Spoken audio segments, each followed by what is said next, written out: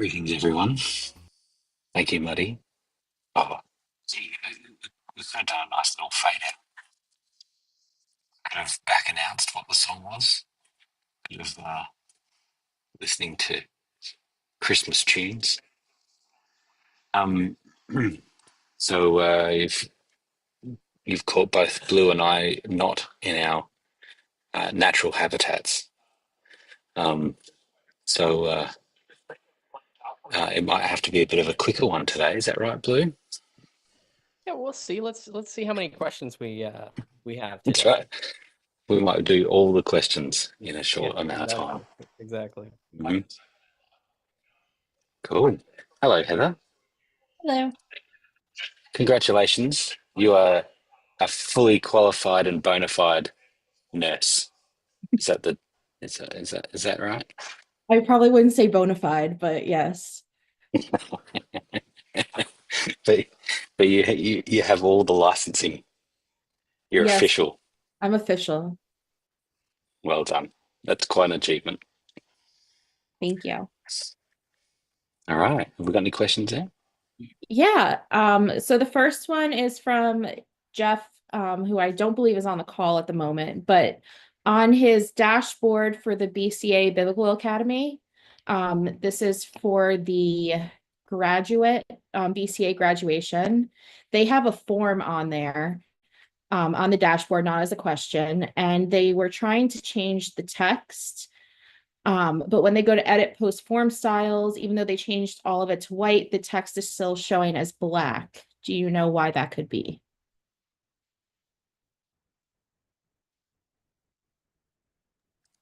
I mean, that Could sounds you? like a bug, which is why it would be.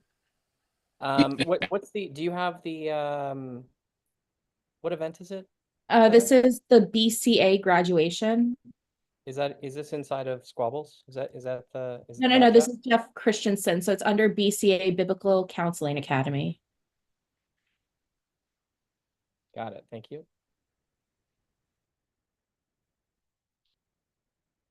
Sorry, I'm just taking a look.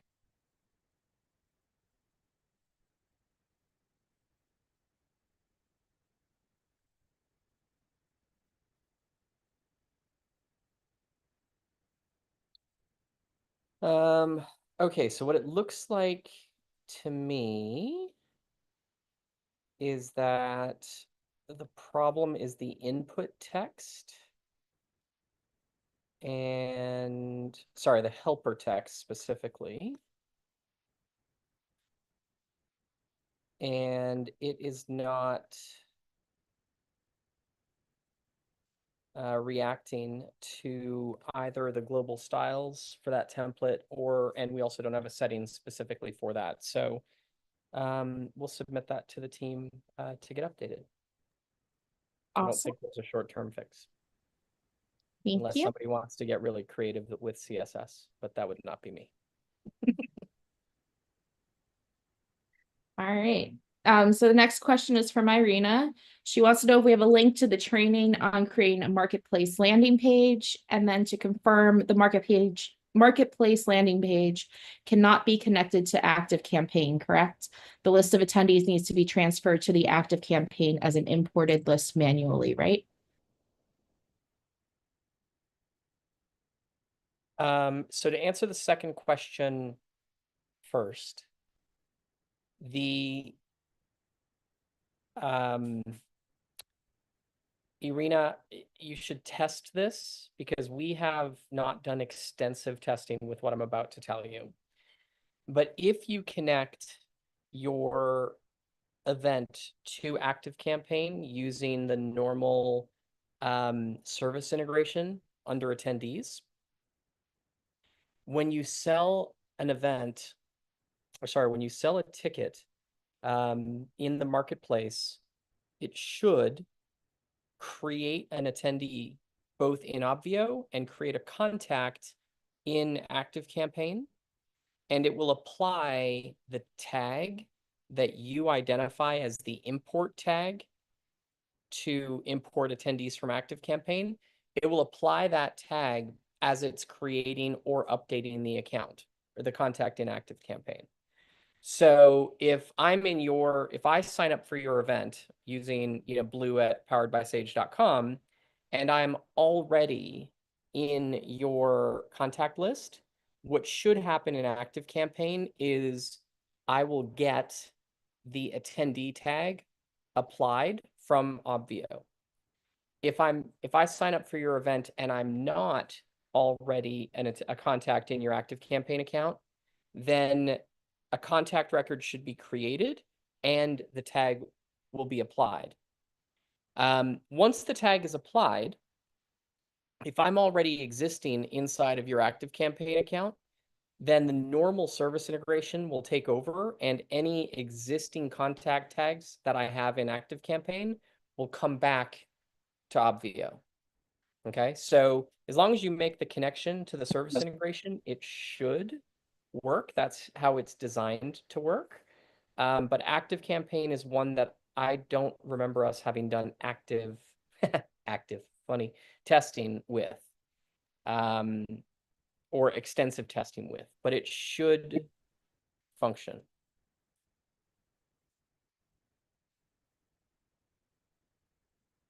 And Irina, if you check the chat, I put a link to a Q&A call that we did that shows how to walk through the new marketplace.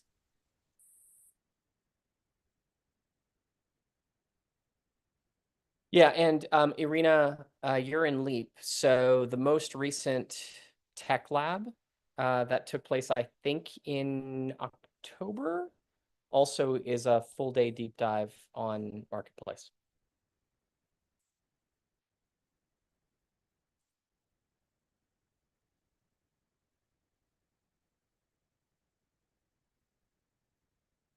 Cool.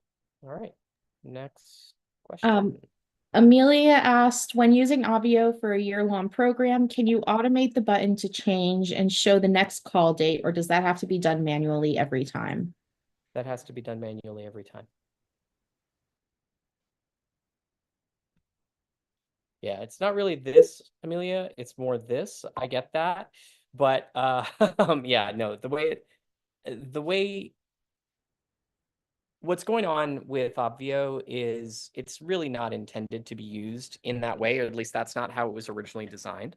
So, we, and like even us, like for Leap, when we make changes to like your pod button, as an example, a member of the team at the end of pod week, which is this week, right?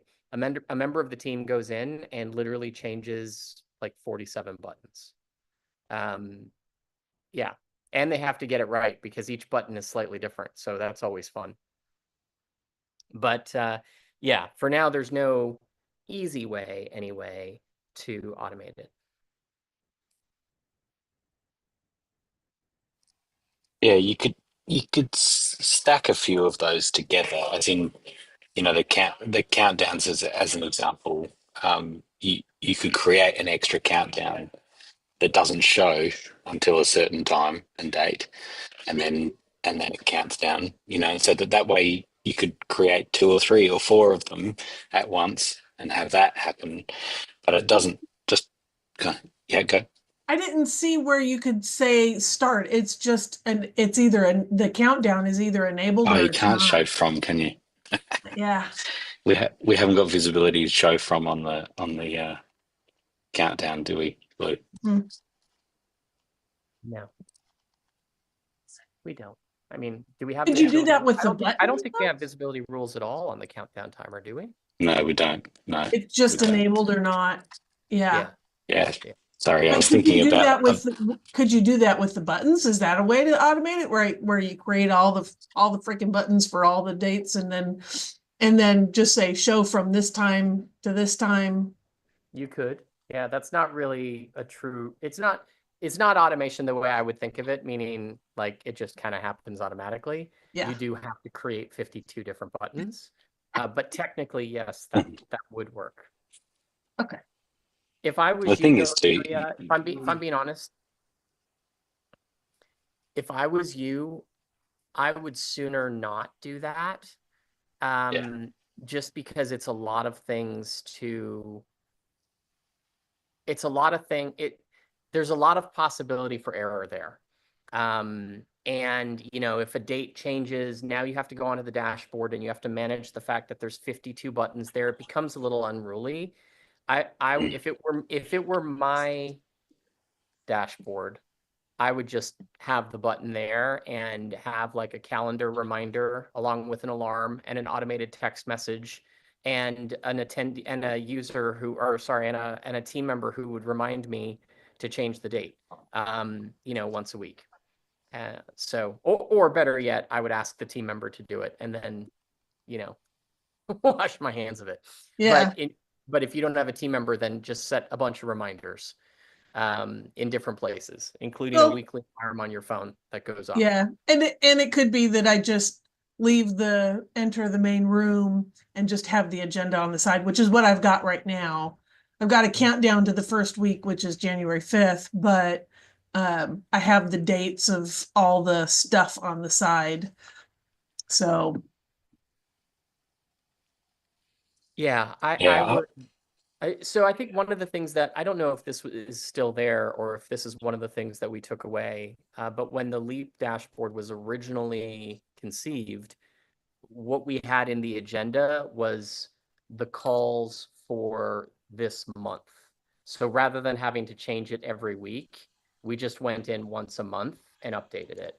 And incidentally, if you do it like that, Amelia, the calendar items, like the schedule item in the sidebar, does have a show from and show until. So you could set up 12 months of agendas in advance and show them, appropriately. So that you could do as well. And that's a little, I don't know why, but for me, doing 12 sections of agendas seems less unruly than doing 52 buttons. But again, that's your call. yeah. Cool. Awesome. Thank you. Okay, Linda said, I've been getting a snowy fuzzy pic in my Zoom meetings, but it's been heavily snowstorming here. Does that have to do with my internet? I'm not hardwired to it, just wondering how to resolve. Yeah, it may not necessarily be exactly connected to your internet, or sorry, to the snow, although that's funny, that snow and snow. But yeah, that does sound like it is a bandwidth limitation on your local internet. That's correct. Which, depending on how you get your internet, may be the snow. Like if you have satellite, as an example, lots of snow, depends on how much snow you're getting, right? Like a couple of flakes aren't going to do much, but if you're in a blizzard, then the satellite signal is degraded. A foot, yeah. And listen, a foot of snow in a day is a little different than a foot of snow in an hour too, right? So, quantity matters. And how big flakes are and all sorts of other sciencey things that it's really above my pay here. Look at the Canadian coming out in you now. You're just like, can you give us some snow lessons? Yeah, well, so here's the fun part, Grant. I don't know that you even know this. I was the 13th. This is the last job I had. Okay, fun fact. I was the 13th employee for a company in Canada called ExpressView, and ExpressView was a subsidiary of is it EchoStar, the company that owned Dish Network. So we were using Dish Network's technology in Canada.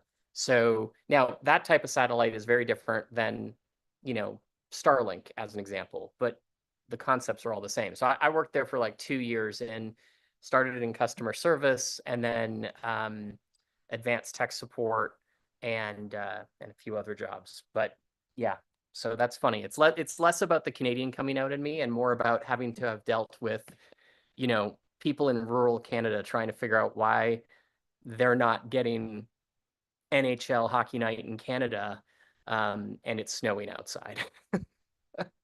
So anyway, there you go. Fun fact. Heather, next up, please save me from myself. I see Jean Marie has her hand raised. Do you have a question?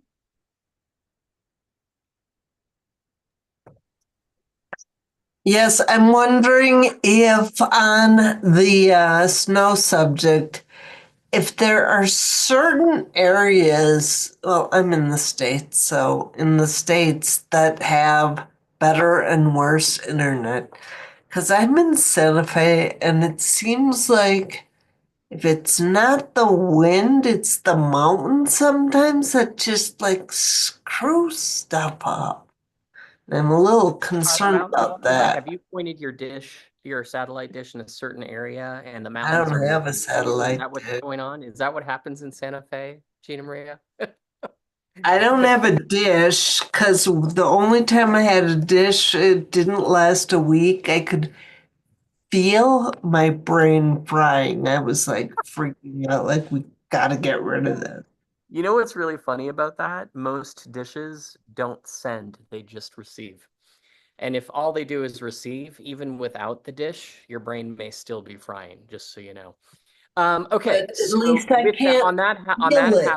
on that happy note, um, yeah, internet is affected by so many different things, Gina Maria. And to be fair, you know, when the internet slows down in my office, I barely know what's going on. Um, because, 9 times out of 10, actually probably 9,999 times out of 10,000, it's something that's not happening in the office. It's something that's happening after our office, right? So it's happening outside. It's happening to the infrastructure. It could be the website that I'm trying to access. There's so many reasons for your internet to go wonky.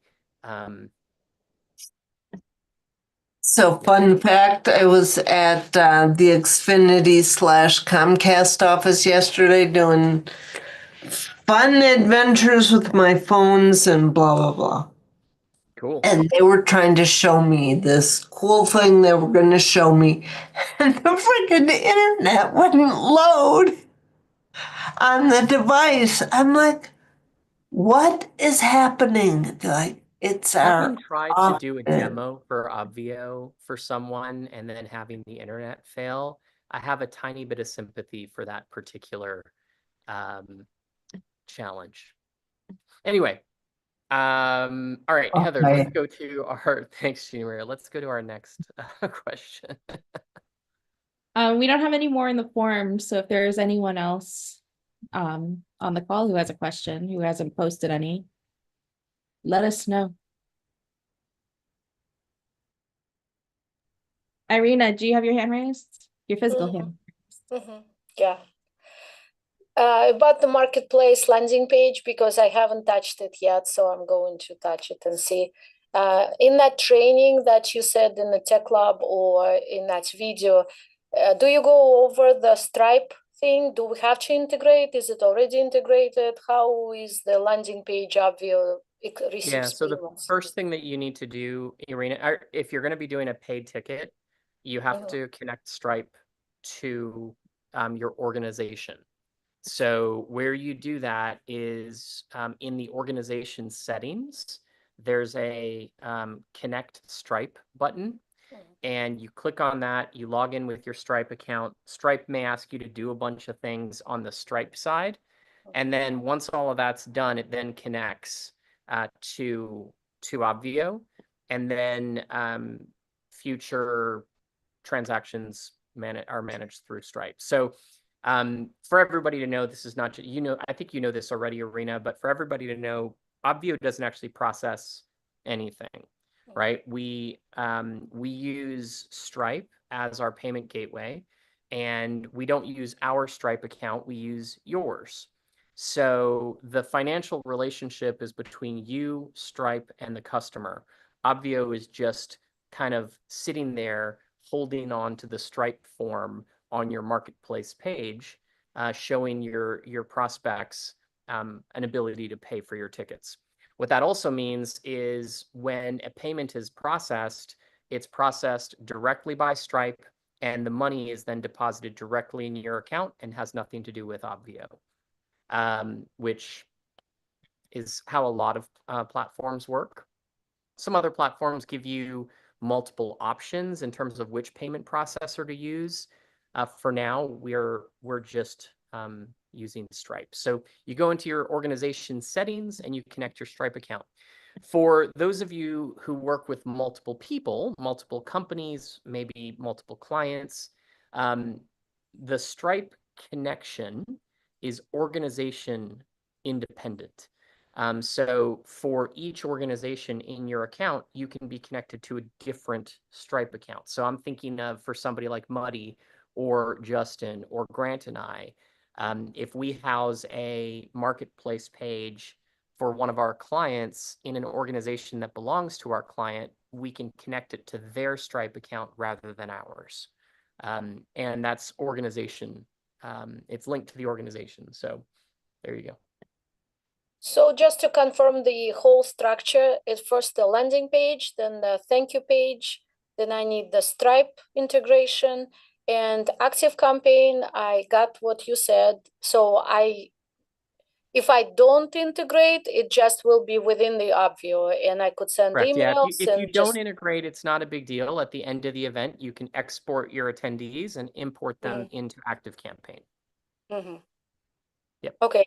And integration is in a regular place how we did it before, right? For all As it moved. attendees, the same place, the same You page. got it. You got it. Okay.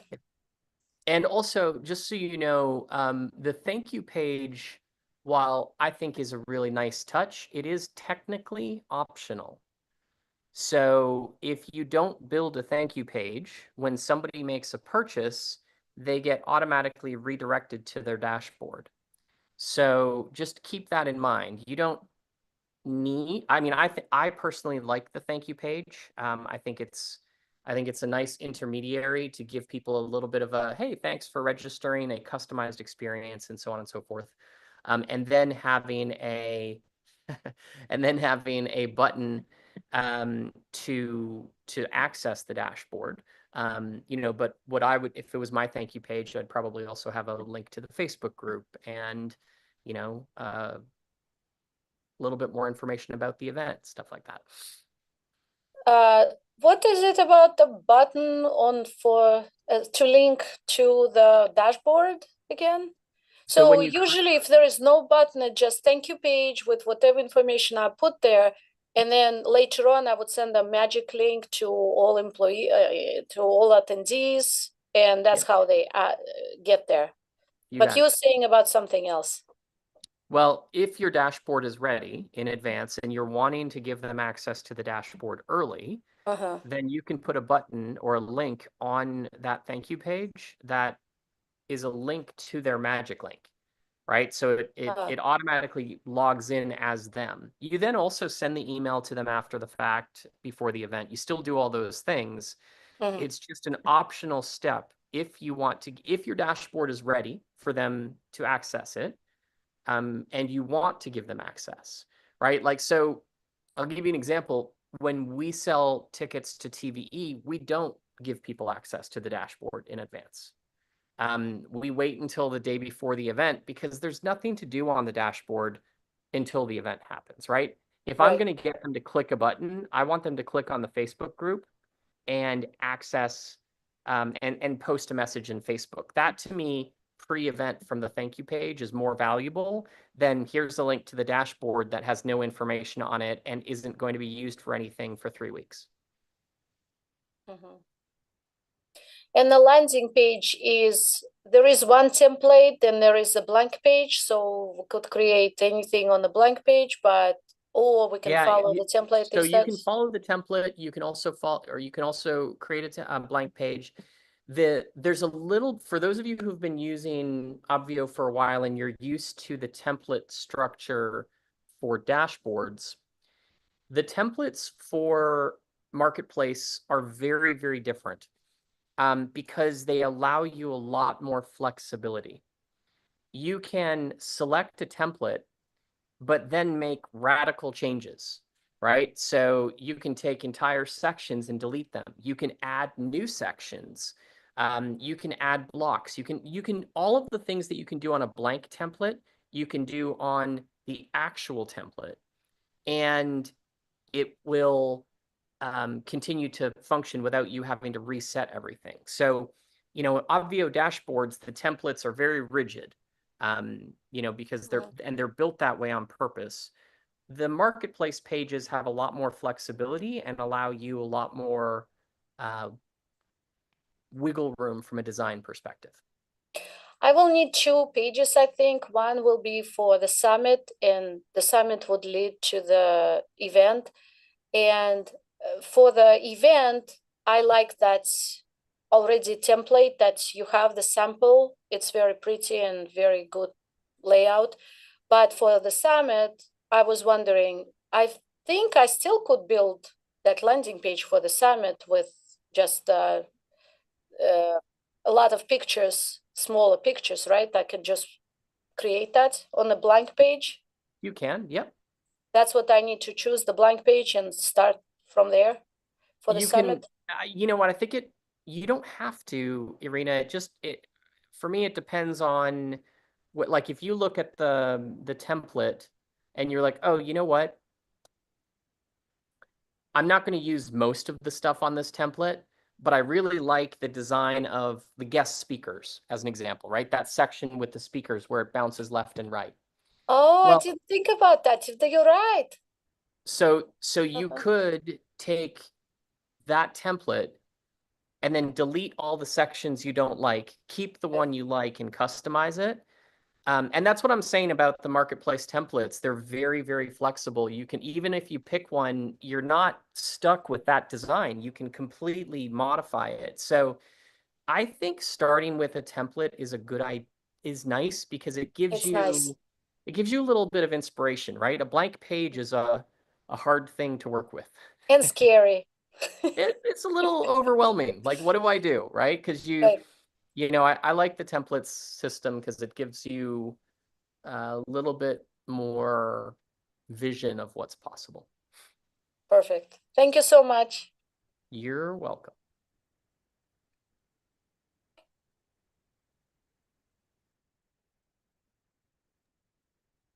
We did have one question come in, but I believe you answered it. Muddy was just asking about the upsell page. marketplace, but I saw you put that in the that I'm hoping that the upsell page is actually done by the end of this month. So we'll see if we actually get there. But that's the goal.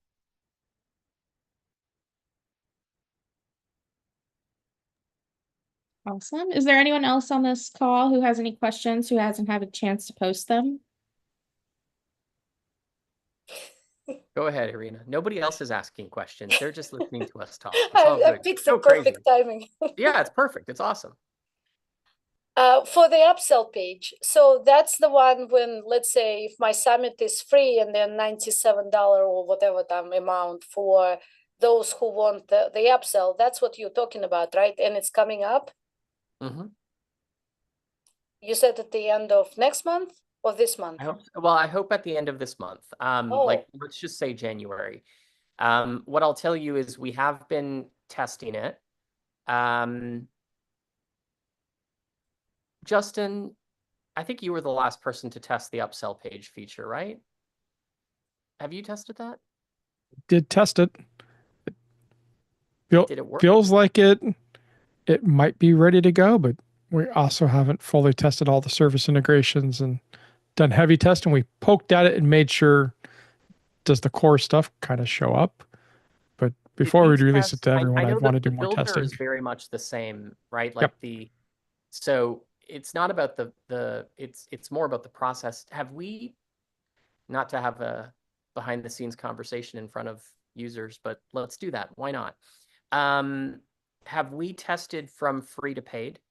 I think we have. Yes, I have done that with a caveat. I did not put a credit card in, but the form that add the credit card showed up going from free to paid. Okay. Yeah. That was the change that was the last change that I remember us working through. Okay.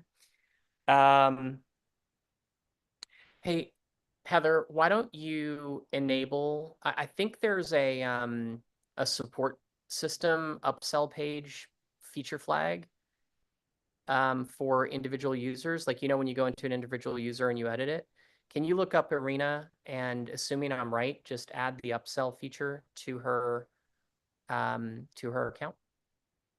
Thank you. There you go. Irina, you get to play with it. Just keep in mind, I will say this, you should really test it.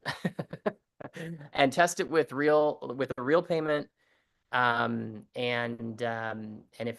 you know, double check to make sure it's all working the way you're expecting it to. And if it doesn't, please let us know. Well, mine will be somewhere at the end of January, so I still have time. Perfect. Well, but now for now you can start with the design of it as well, right? Right. So Okay, good. Thank you. cool. Hey, Heather, while you're doing that, why don't you add Muddy to that as well if he doesn't already have it? Cool. All right. Any other questions?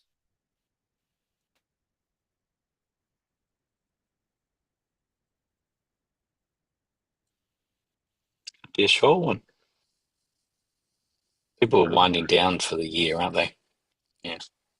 Does feel that way. We will. Heather had mentioned about, I think, Christmas Day and New Year's Day are on a Wednesday, I think. Is that right this year? Yes, that's correct. So maybe we move it to like Monday. I'm still happy to do it, and if no one shows up, that's fine. But some people are. It's because it's really on the 26th and the 2nd for you. well, no, but what I meant is I was saying, why don't we move it to the Monday? So then it's a Tuesday for me. But yes, it is. But Boxing Day is a thing for us. And New Year's Day, now, come on. We're going to be working on that day. Let's Or here, let's take a quick look at a if Monday or Friday or something, we do. Why don't we do the Thursday? Just move it off by a day. Do the 26th and the 2nd. Are you okay with the 27th and the 3rd? Yeah. Cool. Let's do that. I'll draft a reminder for folks I will update next week's reminder to let them know that the following week is going to be off by a day just to update the schedule. Sounds good. Same bat time. All right, folks. Any other questions?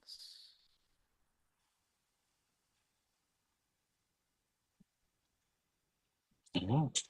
Can you add the same marketplace sales page templates to the upsell? Mine is easy. Yeah. So Can you copy? I'm sorry. Sorry, go ahead. Sorry, go ahead, Irina. Can you copy the page? Let's say you got free page and then you want to copy or use the Madi put there in the chat the same question.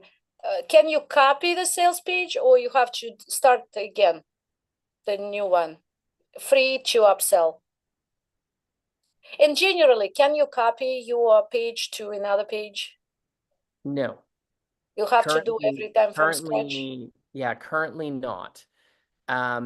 What we are, like Justin said, one of the things that we do have on the list is adding complementary templates to the upsell and thank you pages as what we have on the primary sales page. So what you'll see is, if we have 3 templates plus the blank template or 4 templates plus the blank template for sales page, you'll see the same thing for upsell and the same thing for thank you. There isn't currently a functionality to copy style elements or blocks or sections or the entire page from one to another, like from sales page to upsell page. To be honest, I hadn't even considered that as a possible feature, just given the fact that those pages are rarely the same in terms of what's on them and even how long they are, right? Like a sales page, as an example, usually is a lot longer than an upsell page. Most upsell pages, and this is not true of all, but for many upsell pages, it's a video, a button, and some bullets for what you get if you upsell. Now, I do know some people, especially when you're going from free to paid, the upsell page is a little bit longer and a little bit more detailed.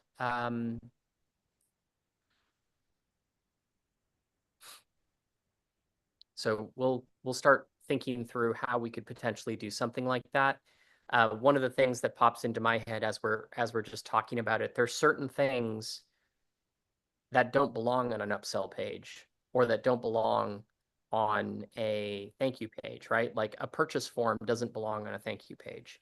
A ticket selector doesn't belong on an upsell page. Like those are, just two things that come to mind in this moment. So I got to think through how we support that. And for the event, it's the only one page per, not organization, but per event.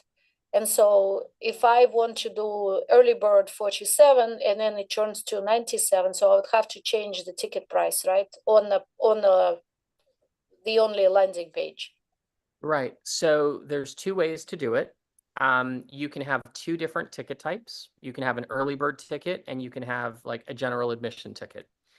And in the ticket settings, there is a available from and available to date that you can set.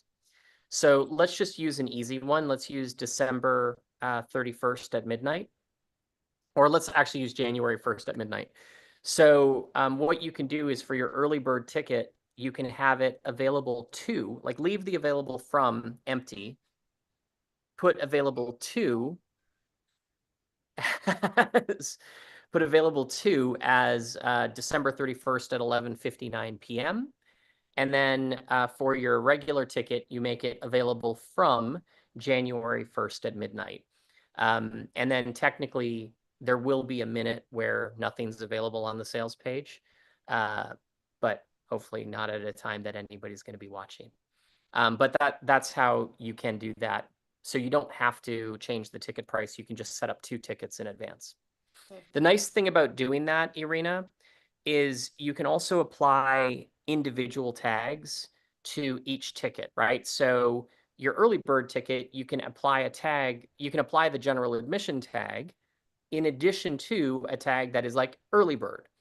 And then for the general admission tag, you can apply just the general admission tag, but not apply the early bird tag.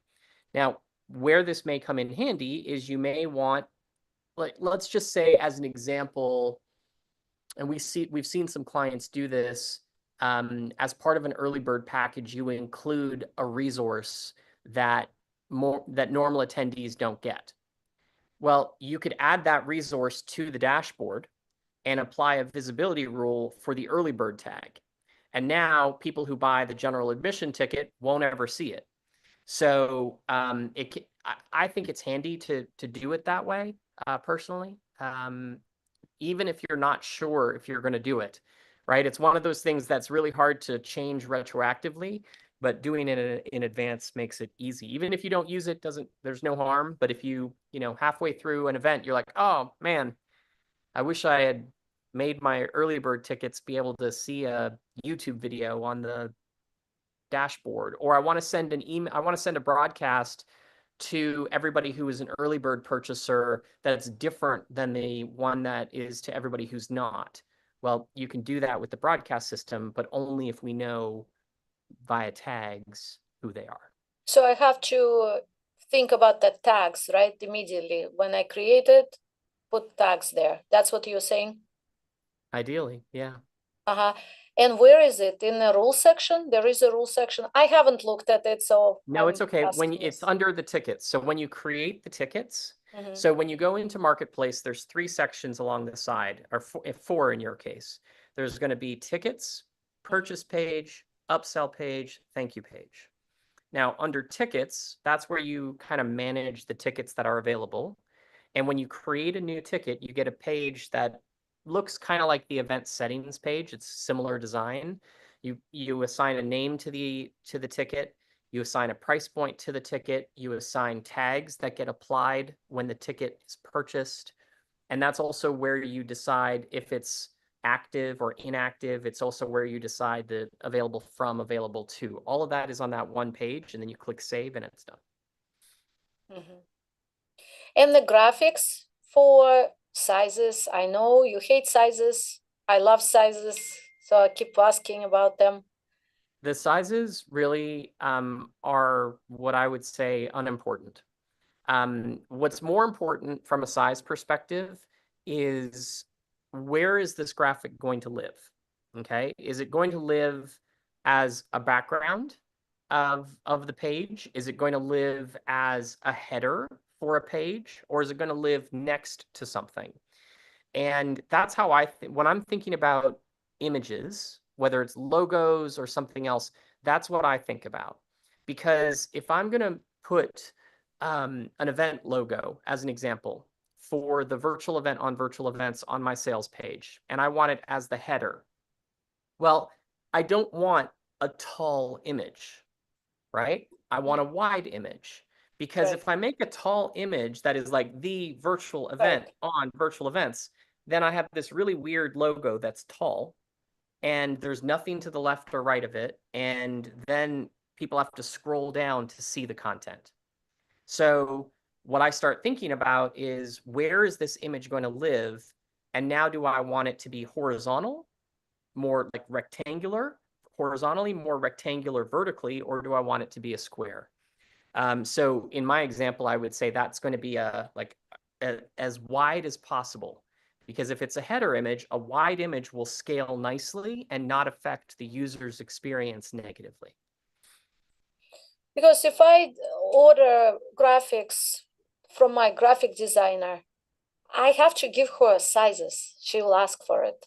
So I am at a loss because last time we did the key, trying to fit the key, the image of the key to my Obvio page, and it was not fitting right. It was a mess because I couldn't give her the size.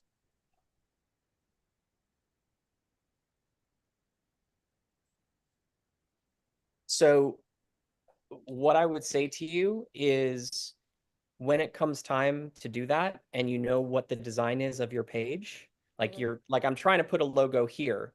Like if you come to me and say, hey, Blue, this is the page. I want to put a logo here and I want it to be rectangular. What size should I make it? I'll tell you.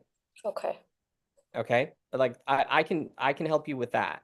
And any one of us could. You know, what I give our graphic designer when I give them something like this, or when I'm working with a graphic designer, I tell them that I need this to be a wide image. It's for a website. It's going to be a header image and it's going to be a logo. So it's not all parts of it are always going to be visible. And I need it to be like 4 wide, 1 tall. And that's all I say. Right. And then I may say, now give it to me high resolution, which that's going to, throw them for a loop. But designers are good enough that most designers will then be able to say, okay, here's, when Blue says he wants 4 wide, 1 tall, high resolution, I'm going to give him a 4,000 pixel by 1,000 pixel image. That should be good enough. Right. And now I can take that image and I can do what I want with it.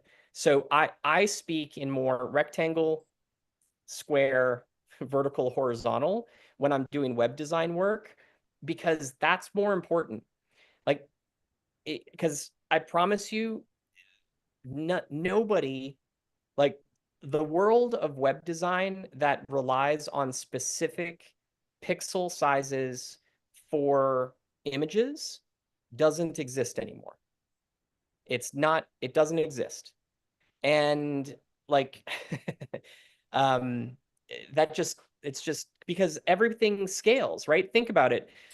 For your sales page, 90% of your views, you like Rosie, 90% of your views are going to be on your phone, right? But are they looking at it this way or are they looking at it this way? And then for the other 10%, are they looking at it on an iPad? Are they looking at it on a screen? Are they looking at it on an 11-inch screen or a 15-inch screen? Or are they looking at it on a 27-inch monitor?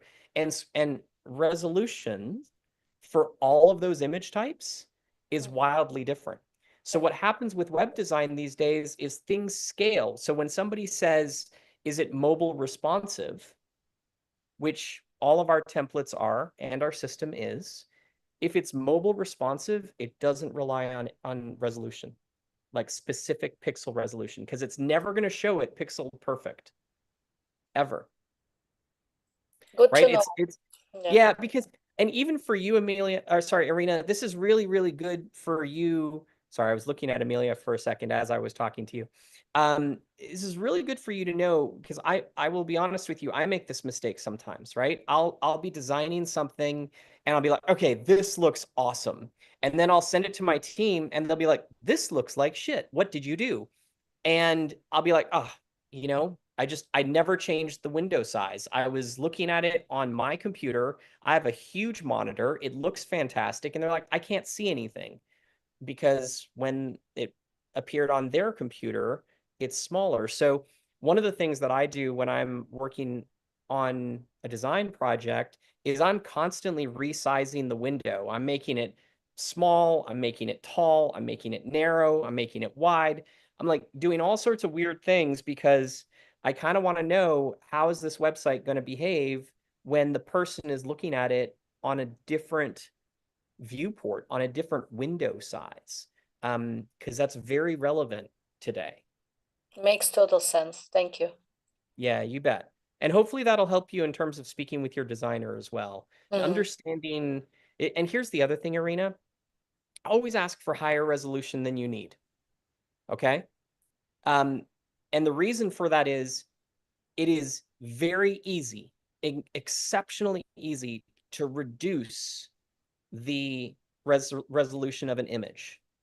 It's impossible to make it bigger without reducing the clarity of the image.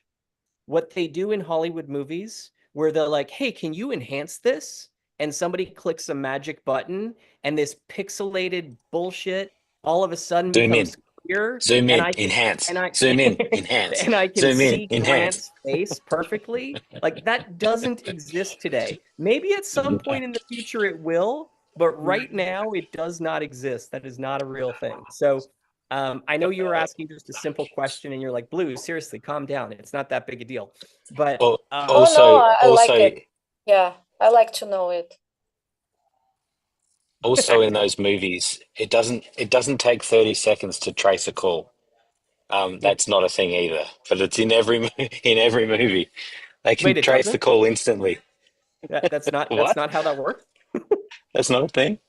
But the other thing I'd I'm say, bouncing this call through Russia, China, that's right. Bulgaria, That's England, You could be anywhere. Australia, and Brazil, incidentally. So good Yeah. luck figuring out where I am. So, so the other thing I would say is some designers, and it would depend on how you're contracted with them and how open they are to this. But the absolute ideal is have your designer inputting the files directly into Obvio, and they actually see it and they play around with it. And then when they see it and can see how Obvio works with the background and the logo, then they go, oh, okay, now I can just change this and I'll make it the right size, or I'll, because they can see it and they can play with it on different devices and see. And now they get an idea of how the pixel dimension doesn't really matter too much at that point. It's all about the ratio and the layers. How to use. This is the other things: how to use the logo sitting on top of the background. Those sorts of things. So that's what I'd suggest. Get them in Obvio. Yeah. Thank you. Yep. Good point. Cool. All right. Heather, did that trigger anybody other than me for questions? Nope. No. Okay, cool. It did trigger you because you were cussing. I know, That, twice. I know. twice. And I I know was exactly counting. what I said. Like, I was very clear on the fact that I did it. I have Kat, to have a, I have to I have saw a you shower unmuted. now. Hold on. Kat, go Blue, ahead. I have a quick question. I have sponsor logos and they have that kind of gray and white checkerboard in the background. I'm sure that the intention is to have it be invisible, but I'm not a graphic designer and I don't know how to take it from that format to put it into Obvio so that it becomes invisible. Right now, I've taken screenshots and it shows the gray and white, and that, of course, is not going to work. Yeah, so you can't take a screenshot of a logo Yeah, and have the background be transparent. You have to actually right. upload actual file. So, So if you download the actual file from wherever you took the screenshot, mhm. then when you upload that file to Obvio, the transparent background will function as intended. Okay, so I have to upload it to my computer and then upload it to Obvio. Sure, Thank you. you're welcome. Yeah, that's and what you're seeing, the checkered, the white and gray checkers, in some applications is a representation of transparent. I have had instances where somebody sends me a JPEG file, like a JPG file, where those checker boxes exist, and you can't. There are certain image types that allow for transparency. JPEG is not one of them. So it needs to be a PNG file or is it a WebP file? Is that what it is? Grant, the new funky that Yeah, that can work. Mm. yeah. But PNG is more standard. Yeah. Yeah, PNG is ideally what you want for transparent images.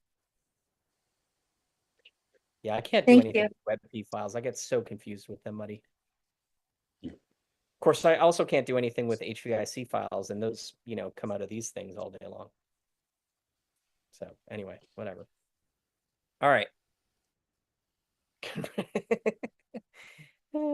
Yeah, me too. Although Obvio works with WebP files, just saying. So if somebody gives you a WebP file, you should probably use it because it's more compressed than PNG files. It'll likely be a smaller image size, and the smaller image, so not smaller image resolution, the actual file size will be smaller, which means it'll load quicker for all people. So, any other questions, folks? You're welcome, Kat.